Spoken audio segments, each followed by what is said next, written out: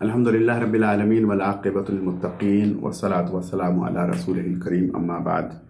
انتہائی معزز بھائیوں اور دوستوں، یہ اللہ تعالیٰ کا فضل و کرم ہے کہ آج ہم نے تیسری تراویح ادا کی، اور آج تیسری تراویح میں سورہ آل عمران مکمل تلاوت کی گئی۔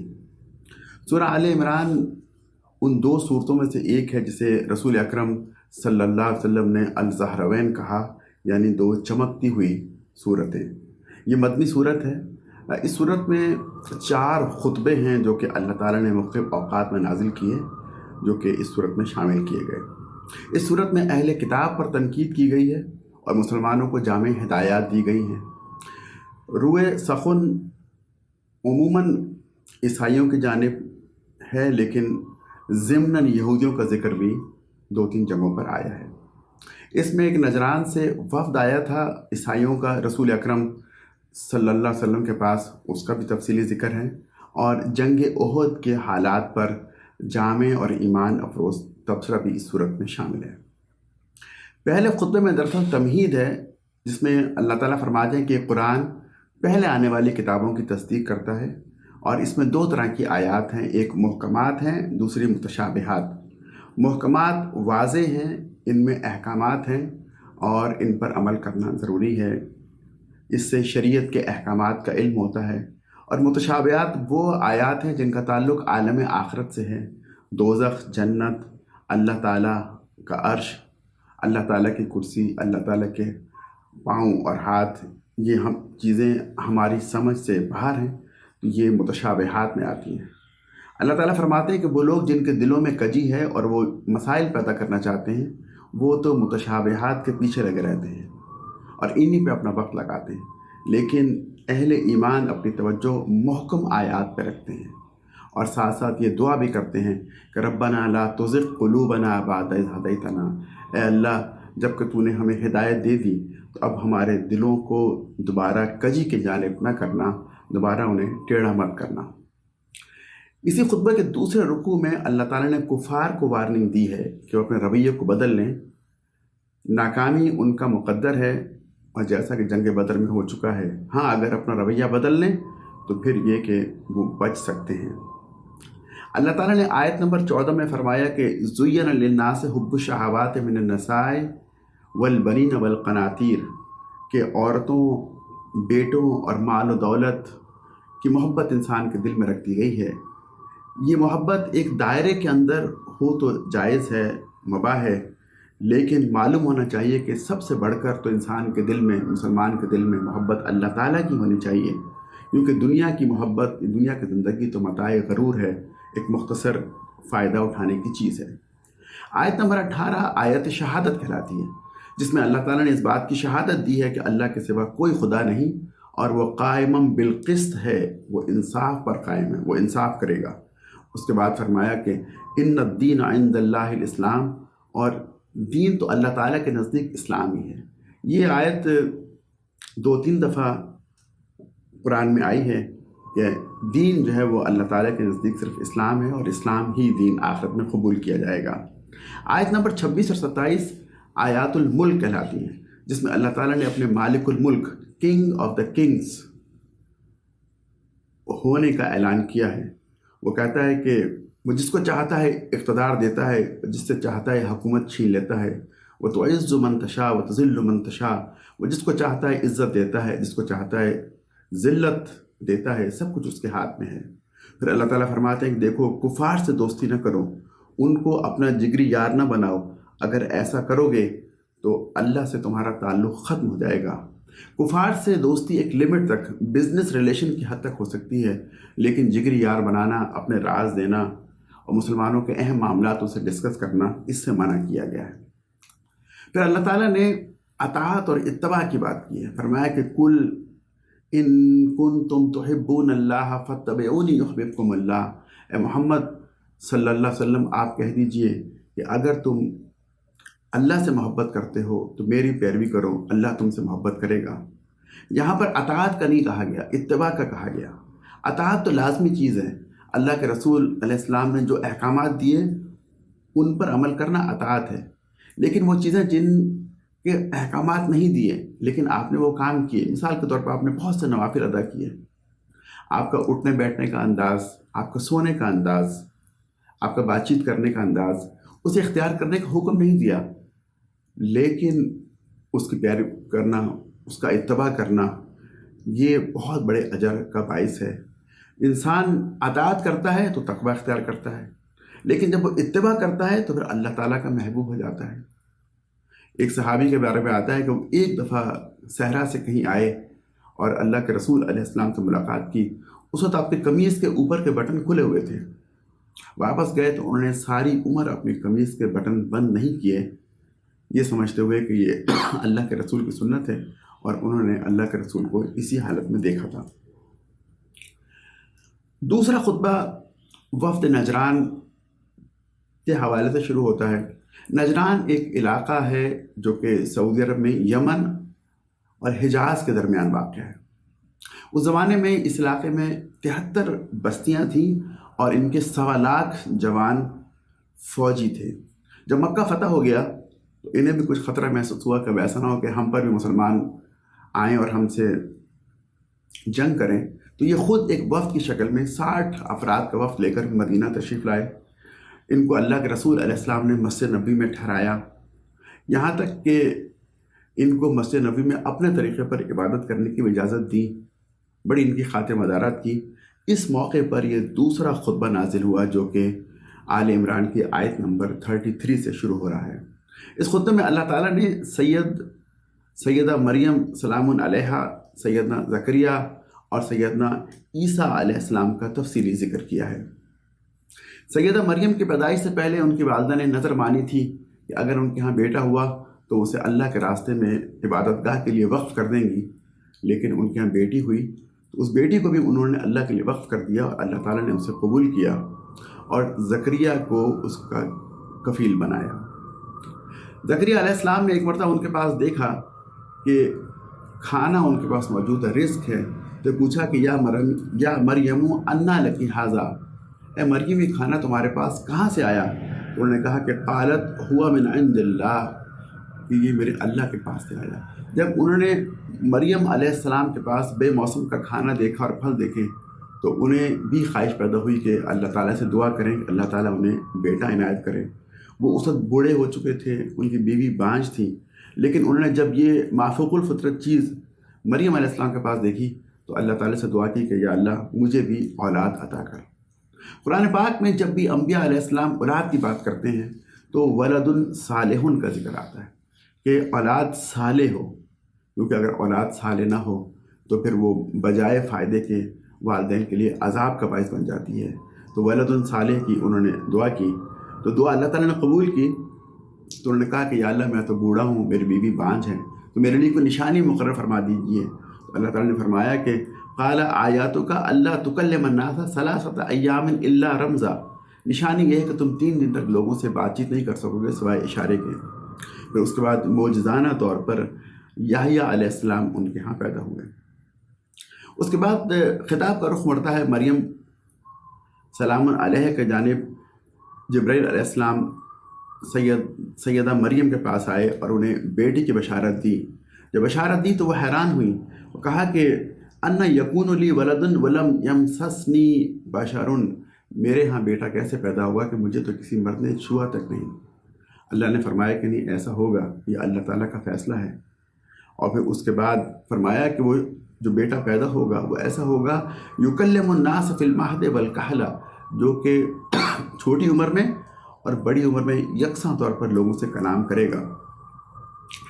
اب بیٹی کی پیدائش سے لے کر جوانی تک کے تمام مراحل کو چھوڑتے ہوئے اللہ تعالیٰ عیسیٰ علیہ السلام کی نبوت پر فائز ہونے کا ذکر کرتے ہیں کہ جب ہم نے انہیں نبوت پر فائز کیا تو وہ بنی اسرائیل کی جانب ہمارے پیغام کو لے کر گئے اور ان سے کہا کہ انی قد جئتکم بآیات من ربہ، میں بے شک تمہاری جانب اللہ کا رسول ہوں اور نشانیاں لے کر آیا ہوں. نشانیاں دکھائیں. انہوں نے کہا کہ مجھے نشانیاں دی گئیں، دیکھو میں یہ مٹی کا ایک پرندہ بناتا ہوں اور بنا کے اس میں پھونک مارتا ہوں تو وہ اللہ کے اذن سے زندہ ہو کر تیرنا شروع کر دیتا ہے.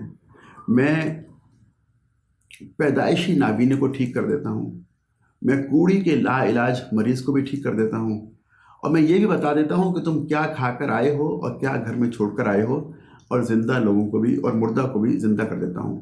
قبرستان جاتے اور کسی قبر کے پاس جا کر کہتے کہ قم باذن اللہ، مردہ زندہ ہو جاتا۔ تو یہ اس طرح کے معجزے اللہ تعالیٰ نے عیسیٰ علیہ السلام کو دیے، وہ معجزے انہوں نے دکھائے اور بنی اسرائیل کو دعوت دی اور کہا کہ میں تمہاری کتاب توریت کی بھی تصدیق کرتا ہوں، فاتقوا اللہ واطیعون، تو تم اللہ سے ڈرو اور میری پیروی کرو۔ لیکن یہ تمام نشانیاں دیکھنے کے باوجود بھی بنی اسرائیل ایمان نہ لائے اور انہوں نے عیسیٰ علیہ السلام کو ماننے سے انکار کر دیا۔ نہ صرف انکار کیا بلکہ ان کے خلاف سازش شروع کر دی۔ جب انہوں نے عیسیٰ علیہ السلام نے بنی اسرائیل کو اپنے خلاف دیکھا تو انہوں نے پکارا کہ من انصاری الی اللہ، کون ہے جو اللہ کے لیے میرا مددگار ہو جائے؟ قال الحواریون نحن انصار اللہ، تو حواریوں نے کہا کہ ہم ہیں اللہ کے مددگار۔ حواری کون تھے؟ عیسیٰ علیہ السلام گلیلیو جھیل کے پاس تبلیغ کیا کرتے تھے، وہاں پر مچھیرے تھے یا دھوبی تھے۔ دھوبی کو حواری کہا جاتا ہے، اور حواری کے ایک معنی سفید رنگ کے بھی ہیں اور دوسرا جو ہے وہ انصاری کے معنی میں بھی آتا ہے۔ تو حواریوں نے عیسیٰ علیہ السلام کی دعوت کو قبول کیا اور کہا کہ ہم آپ کے مددگار ہیں۔ بنی اسرائیل نے عیسیٰ علیہ السلام کے خلاف اپنی سازشیں جاری رکھیں، تدبیریں کرتے رہیں، ان کو جان سے مارنا چاہا۔ وہ مکروا، انہوں نے بڑی بڑی چالیں چلی، وہ مکر اللہ، اور اللہ نے بھی اپنی چال چلی، واللہ خیر الماکرین، اور اللہ سب سے اچھی چال چلنے والا ہے۔ اللہ تعالیٰ نے کیا تدبیر کی؟ اللہ تعالیٰ نے عیسیٰ علیہ السلام کو زندہ اٹھا لیا آسمان کی جانب، اور ان کے بدلے میں ایک حواری کو عیسیٰ علیہ السلام کی شکل میں تبدیل کر دیا، اور بنی اسرائیل نے اس حواری کو پھانسی دے کر یہ سمجھا کہ ہم نے عیسیٰ علیہ السلام کو پھانسی دے دی ہے۔ یہ آیات عیسیٰ علیہ السلام، سیدہ مریم اور زکریا علیہ السلام کے بارے میں نازل ہوئی، جو کہ وفد نجران کی آمد کے موقع پر اللہ تعالیٰ نے قلب محمد پر نازل کی۔ رسول اکرم صلی اللہ علیہ وسلم نے ان آیات کو عیسائیوں کو سنانے کے بعد انہیں اسلام کی دعوت پیش کی، لیکن نجران کے عیسائیوں نے اسلام کی اس دعوت کو قبول کرنے سے انکار کر دیا۔ جب دعوت کو قبول کرنے سے انکار کیا تو اللہ تعالیٰ کے رسول علیہ السلام نے انہیں مباہلے کی دعوت دی۔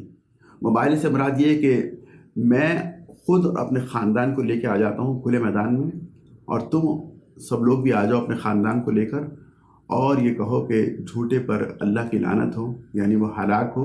اسے مباہلہ کہتے ہیں۔ جب آپ نے ان کو مباہلے کی دعوت دی تو انہوں نے وقت مانگا، آپس میں مشورہ کیا۔ مشورہ کرنے کے بعد انہوں نے یہ فیصلہ کیا کہ ہم مباہلہ نہیں کریں گے، بلکہ ہم آپ سے معاہدہ کرتے ہیں کہ ہم آپ کی مملکت میں ذمہ بن کر رہیں گے اور جزیہ دیا کریں گے۔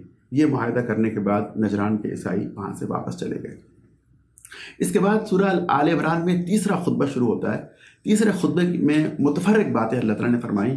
سب سے پہلے تو ابراہیم علیہ السلام کی شان بیان کی، اور فرمایا کہ ابراہیم نہ تو یہودی تھے، نہ عیسائی تھے، نہ وہ مشرک تھے۔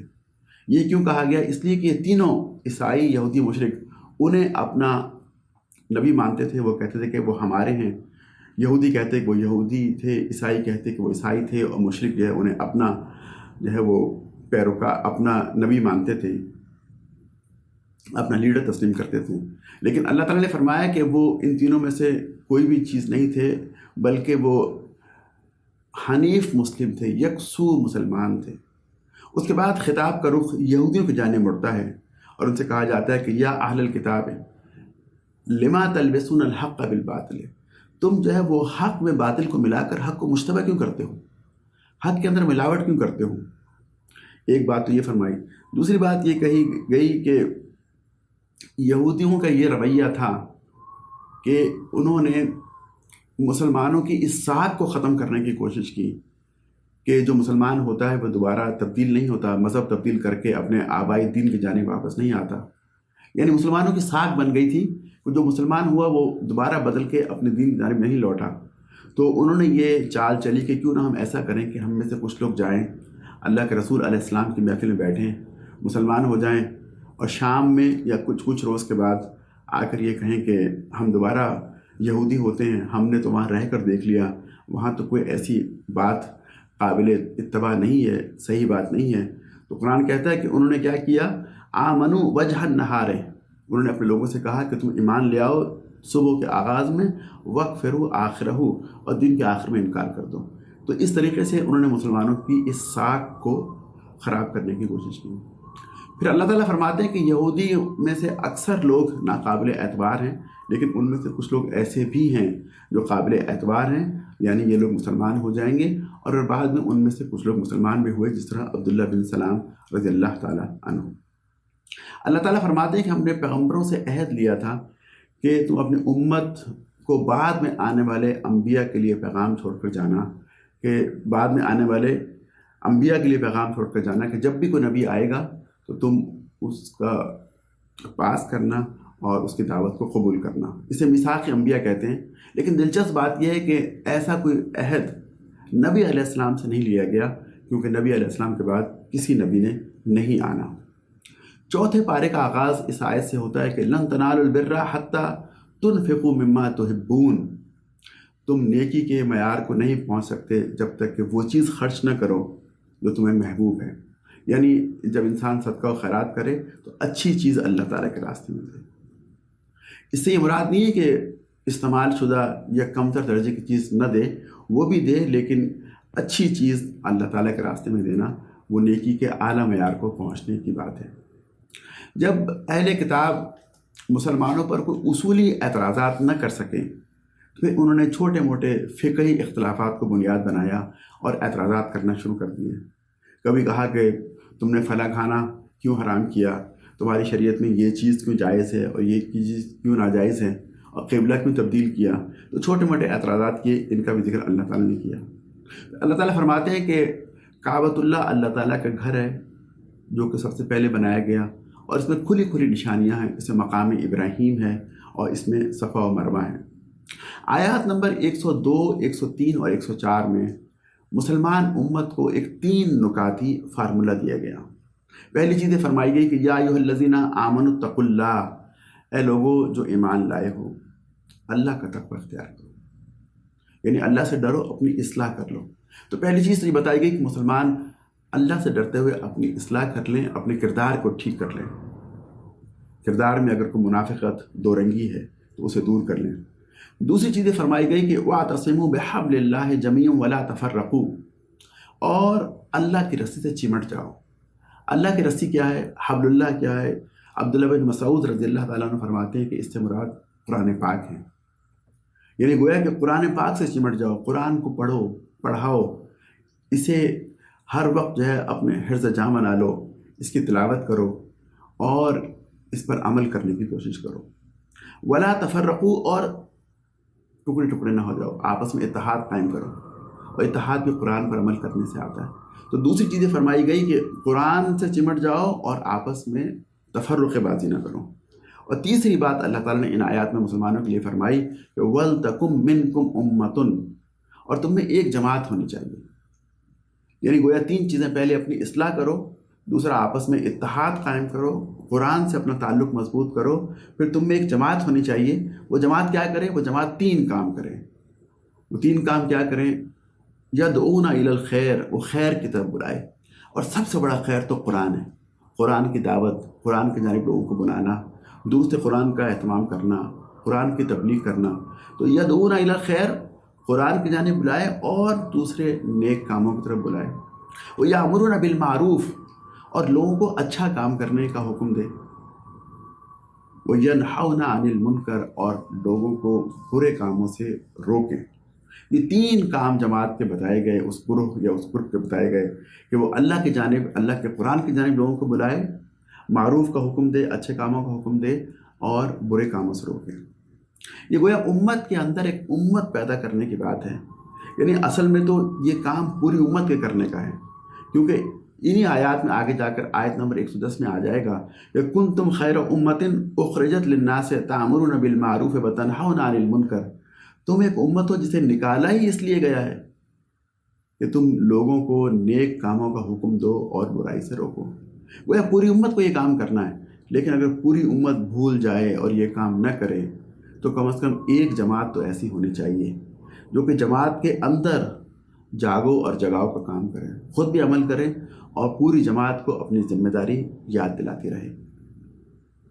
پھر یہودیوں کے بارے میں اللہ تعالیٰ نے اپنے فیصلے کا ذکر کرتے فرمایا کہ ضربت علیہم الذلۃ اینما ثقفوا الا بحبل من اللہ وحبل من الناس، کہ یہودیوں پر ذلت مسلط کر دی گئی ہے، وہ جہاں بھی ہوں گے یہ ذلت ان پر رہے گی، الا یہ کہ اللہ تعالیٰ خود انہیں ڈھیل دینا چاہے یا کچھ لوگوں کی پناہ میں آ جائیں۔ یعنی بتایا جا رہا ہے کہ وہ اللہ تعالیٰ کے غضب میں گھر چکے ہیں۔ یہ زندہ اس لیے ہے کہ اللہ تعالیٰ نے زندہ رکھنا چاہتا ہے عبرت کے طور پر، اور تاکہ ان پہ عذاب کا کوڑا برستا رہے، اور انہیں اللہ تعالیٰ کی جانب سے ڈھیل دی گئی ہے۔ اور دوسری بات یہ کہ اگر وہ لوگوں کے پناہ میں نہیں آئیں گے تو وہ نہیں رہ سکیں گے۔ اس طرح آج کل یہودیوں سے اگر عیسائیوں کا سہارا چھن جائے، تو عیسائی اگر یہودیوں کی مدد نہ کریں تو یہودی نہیں رہ سکتے۔ اور پھر یہ کہ فرمایا وَضُرِبَتْ عَلَيْهِمُ الْمَسْكَنَةُ، اور ان پہ مسکینیت اور ان پہ ناچاری بھی مسلط کر دی گئی ہے، یعنی وہ کم ہمت ہیں، وہ پست ہمتی کا شکار ہیں۔ اور اس کے لیے آپ دیکھیں کہ رسول اکرم صلی اللہ علیہ وسلم کے زمانے میں کبھی ایسا نہیں ہوا کہ یہود نے کھلم کھلا آپ کے سامنے آ کر آپ سے لڑائی کی ہو، ہمیشہ چھپ کر وار کیا اور لوگوں کو ابھارا کہ وہ آپ کے خلاف جنگ کریں، تو کبھی سامنے آ کر جنگ نہیں کی۔ اور اب بھی کبھی اکیلے مسلمانوں سے جنگ کرنے کی ہمت نہیں کرتے، بلکہ نصارہ کے ساتھ مل کر جنگ کرنے کی کوشش کرتے ہیں۔ چوتھا خطبہ جو 6 رکوع پر مشتمل ہے اور آیت نمبر 121 سے شروع ہوتا ہے، اس خطبے میں اللہ تعالیٰ نے جنگ احد جو کہ ہو چکی تھی اس پر تبصرہ کیا اور اس کے حالات، اس کے بارے میں بعد آئندہ کے لیے مسلمانوں کو نصیحتیں کی۔ جب جنگ کا فیصلہ ہو گیا اور مسلمان احد کے میدان میں جا رہے تھے تو راستے میں 2 قبیلے بنو حارثہ اور بنو سلمہ کے قدم ڈگمگائے، لیکن وہ پھر سنبھل گئے اور مسلمانوں کے ساتھ جہاد پہ چلے گئے۔ یہ وہ 2 قبیلے ہیں کہ جن کا ذکر قرآن نے کیا کہ تم میں سے 2 طائفتان، جب ان کا دل تھوڑا سا پسلا تو ہم نے انہیں مضبوط کر دیا۔ یہ قبیلے والے دونوں کہا کرتے تھے کہ یہ ہمارے لیے اعزاز ہے کہ اللہ تعالیٰ نے قرآن میں ہمارا ذکر کیا، اگرچہ ذکر اس انداز میں ہوا کہ وہ ہٹ رہے تھے لیکن دل مضبوط کر دیا۔ وہ کہتے تھے کہ یہ بھی ہمارا اعزاز ہے کہ ہمارا ذکر قرآن میں موجود ہے۔ دوسری اہم بات یہ کہ جب آپ جا رہے تھے تو عبداللہ بن ابی بن سلول رئیس المنافقین اپنے 300 افراد کو لے کر الگ ہو گیا، یہ کہہ کر کہ آپ نے میری بات نہیں مانی، تو میں چاہتا تھا کہ مدینے میں رہ کے جنگ کی جائے اور آپ باہر نکل کے جنگ کر رہے ہیں، اس لیے میں جنگ سے الگ ہوتا ہوں۔ یہ منافقین تھے، تو اللہ تعالیٰ نے ان منافقین کا یہاں ذکر تک کرنا بھی پسند نہیں کیا۔ ان 2 قبیلوں کا ذکر تو کیا لیکن منافقین کا ذکر نہیں کیا۔ پھر جنگ جب شروع ہوئی تو جنگ کے آغاز میں مسلمانوں کو فتح حاصل ہوئی، مسلمان جیت رہے تھے بلکہ جیت چکے تھے۔ ہوا یہ کہ ایک درے پر رسول اکرم صلی اللہ علیہ وسلم نے 50 صحابہ کو متعین کیا تھا اور ان سے کہا تھا کہ جنگ کا نتیجہ کچھ بھی نکلے، ہمیں فتح ہو یا شکست، تمہیں کسی بھی حال میں اس درے کو نہیں چھوڑنا۔ لیکن جب فتح ہو گئی تو ان 50 صحابہ میں اختلاف ہو گیا اور انہوں نے آپ کے حکم کی تشریح مختلف انداز سے کی، تو 35 صحابہ یہ کہہ کر وہ درہ، وہ چھوٹی پہاڑی چھوڑ کر چلے گئے کہ جن کا خیال تھا کہ آپ کا حکم تو جنگ کے اختتام تک ہے، اب جنگ ختم ہو چکی ہے، مسلمان جیت چکے ہیں، تو اب یہاں ٹھہرنے کی ضرورت نہیں ہے۔ لیکن 15 صحابہ اس درے پہ کھڑے رہے۔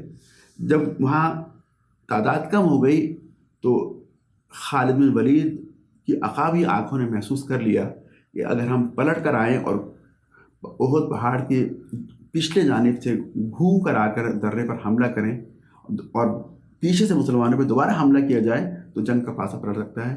تو خالد بن ولید اور اکرمہ رضوان اللہ علیہم اجمعین دونوں بعد میں مسلمان ہو گئے تھے، تو ہم ان کے لیے یہی کہیں گے کہ رضی اللہ تعالیٰ عنہ، اللہ تعالیٰ ان سے راضی ہو۔ انہوں نے پیچھے سے حملہ کیا، وہ 15 صحابی شہید ہو گئے اور مسلمانوں پر بیک فائر، پیچھے سے انہوں نے حملہ کیا اور مسلمانوں کی فتح شکست میں بدل گئی۔ یہ شکست میں بدلی، مسلمانوں کا بہت نقصان ہوا، 70 کے قریب جو مسلمان شہید ہوئے۔ آپ کے چچا سیدنا حمزہ وہ بھی شہید ہوئے، ان کے لاش کے ٹکڑے کیے گئے، مسلح کیا گیا، ان کے کلیجے کو چبانے کی کوشش کی گئی۔ رسول اکرم صلی اللہ علیہ وسلم کے 2 دانت شہید ہوئے، آپ کی رخسار مبارک پر تلوار کا وار لگا اور خون کا فوارہ چھوٹ پڑا، آپ ایک گڑھے میں گر گئے، بے ہوشی طاری ہو گئی، اور یہ خبر مشہور ہو گئی کہ اللہ کے رسول شہید ہو گئے ہیں۔ اس سے مسلمانوں کے حوصلے پست ہوئے، اور بہت سے مسلمان صحابہ نے سمجھا کہ اللہ کے رسول شہید ہو گئے تو اب جنگ کا کیا فائدہ، تو ان میں سے کچھ نے میدان جنگ چھوڑ دیا۔ اب اس صورتحال پر اللہ تعالیٰ تبصرہ فرماتے ہیں۔ یہ طویل تبصرہ ہے، 60 آیتوں پر مشتمل یہ تبصرہ اللہ تعالیٰ نے جنگ احد پہ کیا ہے۔ آپ نے فرمایا کہ ہم نے تو نصرت کا، اپنی مدد کا وعدہ پورا کر دیا تھا، اور تم ابتدا میں تم ہی جنگ جیت رہے تھے، مگر جب تم نے اختلاف کیا تو اللہ تعالیٰ نے تمہیں شکست سے دوچار کر دیا۔ اس کے باوجود اللہ تعالیٰ کی رحمت تم پر نشاور ہوتی رہی۔ عین مشکل وقت میں جب جنگ ختم ہو رہی تھی، اللہ تعالیٰ نے تم پر نیند غالب کر دی، نیند تم پر چھا گئی۔ یہ ایک سکون کی علامت ہوتی ہے، اور کافروں پر تمہارا رعب طاری کر دیا۔ رعب اس لحاظ سے کہ وہ جنگ کو کسی منطقی انجام پر پہنچائے بغیر چلے گئے۔ خالد بن ولید نے ابو سفیان سے بہت کہا کہ واپس نہیں چلتے، رک جاتے ہیں اور مسلمانوں کو مکمل ختم کر کے یہاں سے نکلیں گے، لیکن ابو سفیان نہیں مانے۔ یہ وہی بات ہے کہ ہم نے رعب کافروں پہ طاری کر دیا اور وہاں سے چلے گئے۔ لیکن جب وہ مدینہ سے نکلے تو 7-8 میل کے فاصلے پر ایک جگہ ہے حمراء الاسد، وہاں پہنچ کر انہیں خیال آیا کہ ہم نے غلطی کی، ہمیں دوبارہ جا کر مسلمانوں کو بالکل مکمل طور پر تباہ کرنا چاہیے، ختم کرنا چاہیے۔ یعنی گویا کہ ابو سفیان کو اپنی غلطی کا اعتراف ہو گیا۔ وہاں سے ایک تاجر گزر رہا تھا، وہ تاجر سے کہا کہ جا کر مسلمانوں کو مدینہ میں بتا دو ہم ایک بڑا لشکر لے کر آ رہے ہیں اور تم پر حملہ آور ہوں گے۔ یہاں جبرائیل علیہ السلام نے اللہ کے رسول علیہ السلام سے فرمایا کہ آپ صحابہ کو تیار کیجئے، جو زخمی صحابہ ہیں جو احد میں شریک ہوئے تھے صرف وہی آپ کے ساتھ جائیں گے، جو شریک نہیں ہوتے آپ کے ساتھ نہیں جائیں گے، اور ان کو لے کر آپ حمراء الاسد پر جا کر ان کا پیچھا کیجئے۔ اللہ کے رسول نکلے، لیکن جب کفار کو اطلاع ملی کہ مسلمان دوبارہ آ رہے ہیں تو پھر وہاں سے وہ لوگ فرار ہو گئے۔ یہ تمام صورتحال بتانے کے بعد اللہ تعالیٰ فرماتے ہیں کہ صحابہ سے غلطیاں ہوئیں، اجتہادی غلطیاں ہوئیں، لیکن ہم نے ان کو معاف کر دیا۔ یہ صحابہ کا اکرام ہے، یہ صحابہ کی عزت ہے، صحابہ کا مقام ہے کہ اللہ تعالیٰ نے صحابہ کو معاف کر دیا۔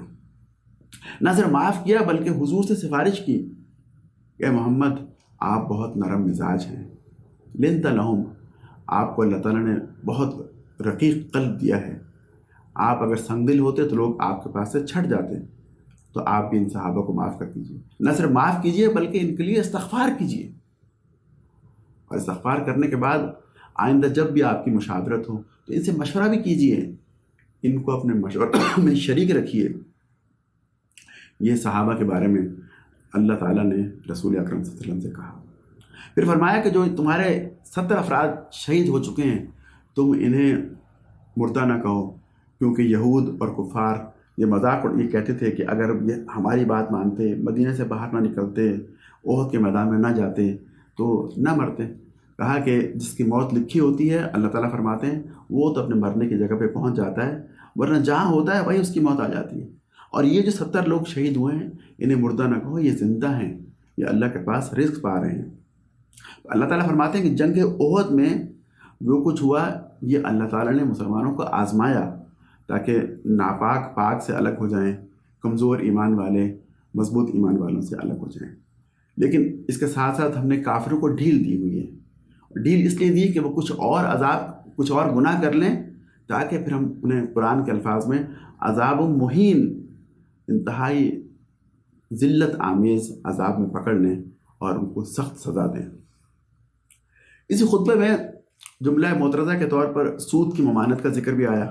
اللہ تعالیٰ فرماتے ہیں کہ یا ایھا الذین آمنوا لا تأکلوا الربا اضعافا مضاعفۃ، اے لوگوں جو ایمان لائے ہو تم بڑھتا اور چڑھتا سود نہ کھاؤ، یعنی سود مرکب کمپاؤنڈ انٹرسٹ کی بات ہو رہی ہے۔ سود کی حرمت کا حکم بتدریج آیا۔ سب سے پہلے سورہ روم کی آیت نمبر 39 میں سود کے بارے میں اللہ تعالیٰ نے فرمایا کہ یہ اچھی بات نہیں ہے، سود میں مسلمانوں کا انوالو نہیں ہونا چاہیے۔ پھر آل عمران کی اس آیت نمبر 130 میں اللہ تعالیٰ نے فرمایا کہ تم بڑھتا اور چڑھتا سود نہ لو، اور پھر البقرہ کی آیت نمبر 38 میں سود کی حرمت کا آخری حکم آ گیا۔ دوسری بات یہ فرمائی کہ ولا تہنوا ولا تحزنوا وانتم الاعلون ان کنتم مؤمنین، تو تم ڈرو نہ، غم زدہ نہ ہو، تم ہی غالب رہو گے اگر تم مومن ہو۔ یہ جنگ احد میں ناکامی کے بعد مسلمانوں کی ہمت افزائی کی جا رہی ہے، ان کے حوصلوں کو بلند کیا جا رہا ہے کہ تم گھبراؤ مت اور نہ ڈرو، کیا کرو، اپنے ایمان کو مضبوط کرو۔ وانتم الاعلون ان کنتم مؤمنین، تم ہی غالب ہوگے اگر تم مومن ہو۔ تو معلوم ہوا کہ یہ اس میں ہمارے لیے پیغام یہ ہے کہ ہمارا ایمان حقیقی مضبوط ایمان ہونا چاہیے۔ اگر یہ ہمارا ایمان مضبوط نہیں ہوگا تو ہم غالب نہیں ہوں گے۔ یہ ہو نہیں سکتا کہ دنیا میں مسلمان امہ 1.5 کروڑ کے قریب ہو اور وہ ذلیل ہو، اس کی کوئی بات سنی نہ جائے، اس سے کہیں مشورہ نہیں کیا جائے۔ اگر ایمان مضبوط ہوگا تو یقیناً مسلمانوں کی ویلیو ہوگی۔ اور ایمان کیسے مضبوط ہوتا ہے؟ ایمان قرآن سے مضبوط ہوتا ہے۔ قرآن سے جتنا تعلق مضبوط ہوگا اتنا ہی انسان کا ایمان مضبوط ہوگا۔ سورہ آل عمران کے آخری 2 رکوع کنکلوڈنگ رکوع ہیں، یہ آیت نمبر 181 سے آیت نمبر 200 تک چلتے ہیں۔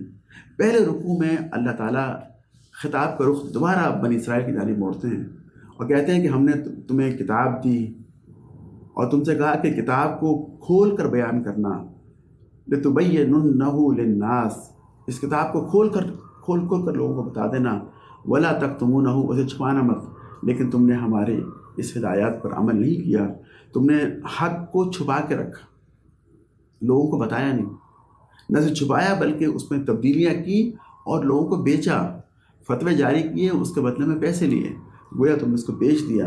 اور پھر جو تم نے یہ کہا کہ اللہ تعالیٰ فقیر ہے اور ہم مالدار ہیں، تو ہم نے اس بات کو لکھ لیا ہے، یہ گویا ایک دھمکی ہے، یعنی آخرت میں ہم اس بات کو دیکھ لیں گے اور تمہیں اس کی سزا دیں گے۔ پھر فرمایا کہ موت اٹل ہے، ہر ایک کو آنی ہے، کافروں کو ہم ڈھیل دے رہے ہیں تاکہ وہ اور گناہ کر لیں، تاکہ ہم انہیں سخت عذاب میں پکڑیں۔ اور یہ کہا گیا کہ دنیا کی ڈھیل اصل چیز نہیں ہے، دنیا کی کامیابی اصل کامیابی نہیں ہے، بلکہ جو شخص دوزخ کی آگ سے بچ گیا وہ کامیاب ہوا۔ اصل کامیابی تو آخرت میں جہنم کی آگ سے بچ جانا ہے۔ اس صورت کے آخری رکوع میں اللہ تعالیٰ نے اہل ایمان کی صفات بیان کی، یہ بیان کیے ہیں کہ وہ ہر حال میں اللہ تعالیٰ کو یاد کرتے ہیں، بیٹھے ہوئے ہوں، لیٹے ہوئے ہوں یا کھڑے ہوں، ہر حال میں اللہ تعالیٰ کا ذکر کرتے ہیں، وہ اس کائنات پہ غور کرتے ہیں، وہ زمین و آسمان کو دیکھتے ہیں، وہ تاروں اور مویشوں کو دیکھتے ہیں اور کہتے ہیں کہ اے اللہ، تو نے یہ کائنات بے مقصد پیدا نہیں کی۔ اللہ تعالیٰ فرماتے ہیں کہ ہم ان کے اعمال کو ضائع نہیں کریں گے۔ یہ کہا جا رہا ہے ان سے کہ تم 4 کام کرو، اہل ایمان کو بالکل آخر میں یہ نصیحت کی جا رہی ہے کہ تم 4 کام کرو۔ کیا کام کرو؟ وَاصْبِرُوا، تم صبر کرو، وَصَابِرُوا، اور صبر میں مقابلہ کرو۔ کس سے مقابلہ کرو؟ دشمن سے مقابلہ کرو۔ جب دشمن جنگ بدر میں آئے تھے تو ان کے 70 لوگ قتل ہوئے تھے، لیکن اس کے 1 سال کے بعد وہ تیار ہو کر دوبارہ مقابلے پر آ گئے، انہوں نے صبر کا مظاہرہ کیا۔ تم تو مسلمان ہو، تم ان سے بڑھ کر صبر کا مظاہرہ کرو اور ان سے زیادہ صبر کرو، صبر میں دشمنوں کا مقابلہ کرو۔ وَرَابِطُوا، اور اپنے اندر ڈسپلن پیدا کرو، سماعتات پیدا کرو، اور اپنے آپ کو آئندہ آنے والی جنگوں کے لیے تیار کرو۔ وَاتَّقُوا، اور اللہ تعالیٰ سے ڈرو، اللہ تعالیٰ کا تقوی اختیار کرو۔ یہ 4 نصیحتیں اللہ تعالیٰ نے مسلمانوں سے کی، اور یہی آیت، آخری آیت سورہ آل عمران کا نچوڑ ہے، خلاصہ ہے۔ اس میں اللہ تعالیٰ فرما رہے ہیں کہ یا ایھا الذین آمنوا اصبروا وصابروا ورابطوا واتقوا اللہ لعلکم تفلحون۔ اے ایمان والو، صبر سے کام لو، باطل پرستوں کا مقابلہ ہمت سے کرو، ڈسپلن کی پابندی کرو، آپس میں جڑے رہو اور اللہ سے ڈرتے رہو تاکہ تم کامیاب ہو جاؤ۔